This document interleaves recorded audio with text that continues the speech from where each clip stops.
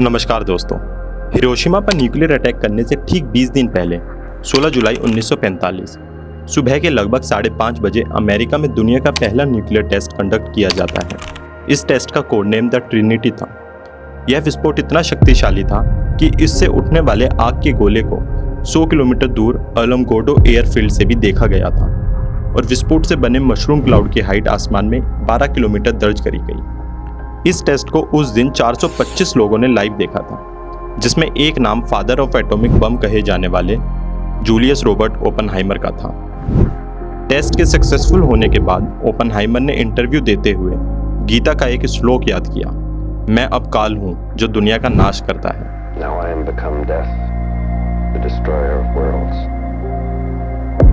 20 दिन बाद ओपेनहाइमर की यह बात सच साबित हुई, जब फैटमैन और लिटिल बॉय नाम के 2 एटॉमिक बम को जापान के हिरोशिमा और नागासाकी शहर पर गिराया गया। इन बम से 2.5 लाख से ज़्यादा लोगों की मौत हुई। कैसे एक एकेडमिक ब्रिलियंट स्टूडेंट फिजिक्स का best mind world war second का रूप बदल देता है और लाखों लोगों की मौत का कारण बनता है। यह स्टोरी है रॉबर्ट ओपेनहाइमर और पहले न्यूक्लियर टेस्ट की। जूलियस रॉबर्ट ओपेनहाइमर का जन्म 20 अप्रैल 1904 में न्यूयॉर्क की एक जूइश फैमिली में हुआ। बचपन से ही वह अपनी क्लास का टॉपर था। महज 21 साल की उम्र में हार्वर्ड यूनिवर्सिटी से अपना ग्रेजुएशन कंप्लीट करने के बाद साल 1925 में पीएचडी करने के लिए वह यूरोप चला गया, जहां दूसरे स्टूडेंट्स को पीएचडी करने के लिए कई साल का समय लगा। वहीं ओपेनहाइमर ने 2 साल में यूनिवर्सिटी ऑफ गोटिंगम से फिजिक्स में अपनी पीएचडी कंप्लीट करी। अपना ज़्यादातर समय पढ़ाई में देने की वजह से ओपेनहाइमर का पॉलिटिकल और इंटरनेशनल मैटर में कोई खास इंटरेस्ट नहीं था।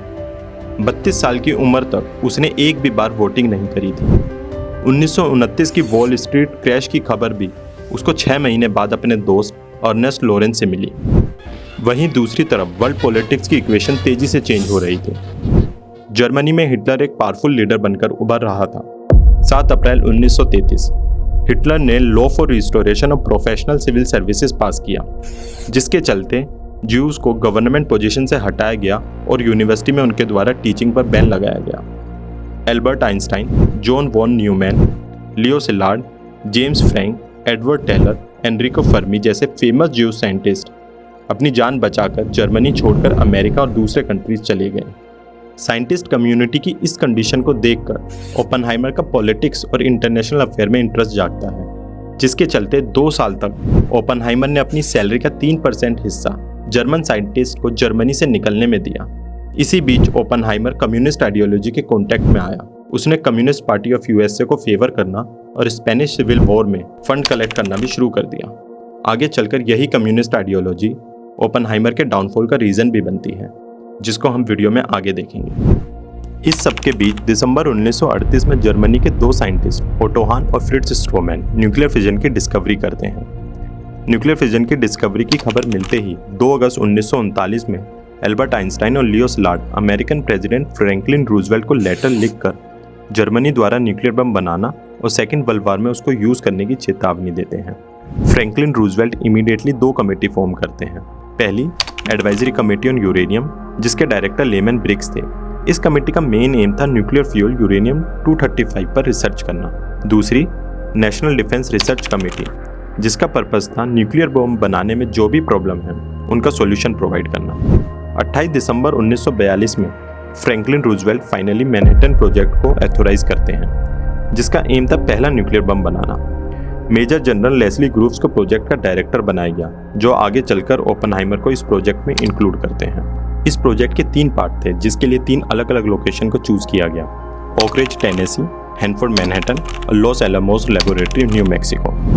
न्यूक्लियर बम के लिए न्यूक्लियर फ्यूल यूरेनियम 235 और प्लूटोनियम 239 का यूज होता है, बट यूरेनियम 235 की नेचुरल क्वांटिटी कम होने की वजह से यूरेनियम 238 से यूरेनियम 235 को बनाया जाता है, जिसको एनरिचमेंट ऑफ यूरेनियम बोलते हैं। एनरिचमेंट करने के 4 मेजर मेथड हैं: इलेक्ट्रोमैग्नेटिक, थर्मल, गैसियस डिफ्यूजन और ग्रेफाइट पाइल। पहली लोकेशन ओक रिज टेनेसी में 4 प्लांट लगाए गए। एक्सटेंड प्लांट, जिसमें ग्रेफाइट पाइल मेथड का यूज हुआ। Y12 प्लांट, जिसमें इलेक्ट्रोमैग्नेटिक प्रोसेस का यूज हुआ। K25 प्लांट में गैसियस डिफ्यूजन और S50 प्लांट में थर्मल प्रोसेस का यूज करके यूरेनियम 235 को बनाया गया। प्लूटोनियम 239 फ्यूल बनाने के लिए हैनफोर्ड साइट को चुना गया, जिसको साइट W के नाम से जाना जाता है। इसी साइट के रिएक्टर बी से बने प्लूटोनियम को ट्रिनिटी न्यूक्लियर टेस्ट और फैटमैन बम में भी यूज किया गया था।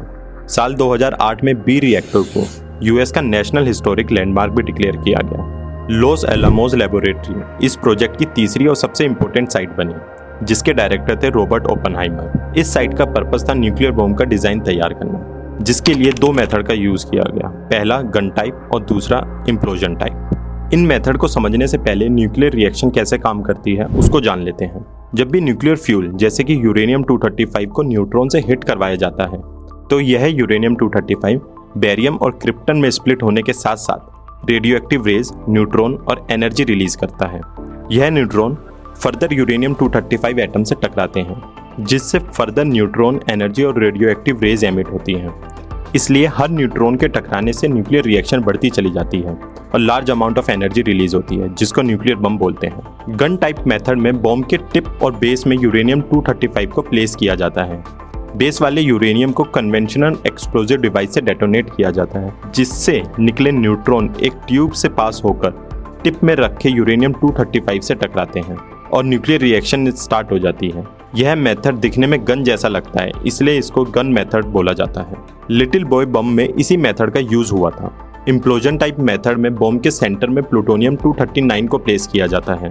टेम्पर के चारों तरफ लगे कन्वेंशनल एक्सप्लोजिव डिवाइस को डेटोनेट किया जाता है, जिससे सेंटर में रखे प्लूटोनियम पर प्रेशर पड़ता है तो उसकी डेंसिटी इंक्रीज हो जाती है। इसके बाद इनिशिएटर का यूज करके न्यूट्रॉन को हाई डेंसिटी प्लूटोनियम पर हिट करवाया जाता है, जिसके चलते न्यूक्लियर रिएक्शन स्टार्ट होती है। ट्रिनिटी टेस्ट और फैटमैन बम में इसी इम्प्लोजन मेथड का यूज किया गया था। हिरोशिमा और नागासाकी पर न्यूक्लियर बम की सक्सेस के बाद ओपेनहाइमर अमेरिका में एक पॉपुलर फिगर बनकर उभरते हैं। लाइफ एंड टाइम मैगजीन के कवर पर उनकी फोटो भी छपती है। पर न्यूक्लियर बम से हुई लाखों लोगों की मौत से ओपेनहाइमर काफी परेशान थे। इसलिए सितंबर 1945 में Oppenheimer secretary of war Henry Stimson को एक लेटर लिखते हैं। इस लेटर में वह न्यूक्लियर वेपन को बैन करने की अपील करते हैं। अक्टूबर में ओपेनहाइमर का president of America Henry S Trueman के साथ एक इंटरव्यू होता है। इस इंटरव्यू को बीच में रोकना पड़ता है, क्योंकि ओपेनहाइमर हिरोशिमा और नागासाकी की बॉम्बिंग की डिसीजन पर सवाल उठाने के साथ साथ अपने हाथों को खून से रंगा हुआ बताते हैं। 1948 में ओपेनहाइमर को एटॉमिक रिसर्च कमीशन का मेंबर बनाया जाता है, पर यहाँ भी वह हाइड्रोजन बम द सुपर को बनाने के डिसीजन को अपोज करते हैं। ओपेनहाइमर के इस स्टैंड की वजह से मिलिट्री और पॉलिटिक्स में उनके काफी दुश्मन बन जाते हैं, जो उनसे नाखुश थे। 1949 में FBI ओपेनहाइमर के अगेंस्ट केस करती है और वर्ल्ड वॉर II के टाइम पर कम्युनिस्ट पार्टी से उनके रिलेशन और उनके द्वारा की गई फंडिंग को बेस बनाकर ओपेनहाइमर की सारी सिक्योरिटी क्लियरेंस उनसे छीन ली जाती है। उनको 3 बार नोबेल प्राइज के लिए भी नॉमिनेट किया गया, पर एक भी बार उनको नोबेल प्राइज नहीं मिला। इसके बाद से ओपेनहाइमर को पब्लिकली काफी कम देखा गया। बचा हुआ ज्यादातर टाइम वह अपनी वाइफ और बेटी के साथ सेलिंग करते हुए स्पेंड करते हैं। साल 1966 में ओपेनहाइमर को थ्रोट कैंसर डायग्नोस होता है। महज 1 साल के अंदर 18 फरवरी 1967 को 62 साल की एज में उनकी डेथ हो जाती है। ओपेनहाइमर की जिंदगी को अगर हम एक साइंटिस्ट के नज़रिए से देखें तो वह अपने टाइम के one of the best scientist थे, बट एज ए ह्यूमन उनको लाखों लोगों की मौत का जिम्मेदार माना जाएगा। शायद उनको भी इस बात का एहसास था, इसलिए ट्रिनिटी टेस्ट से 2 दिन पहले उन्होंने संस्कृत की एक पोयम को कोट किया था। युद्ध में, जंगल में, पहाड़ों की चट्टानों पर, अंधेरे विशाल समुद्र में, भालों और तीरों के बीच में, नींद में, भ्रम में, शर्म की गहराई में, मनुष्य ने जो अच्छे कर्म किए हैं वह कर्म ही उसकी रक्षा करते हैं। अगर आपको वीडियो अच्छी लगी है तो चैनल को सब्सक्राइब और वीडियो को लाइक करना ना भूलें।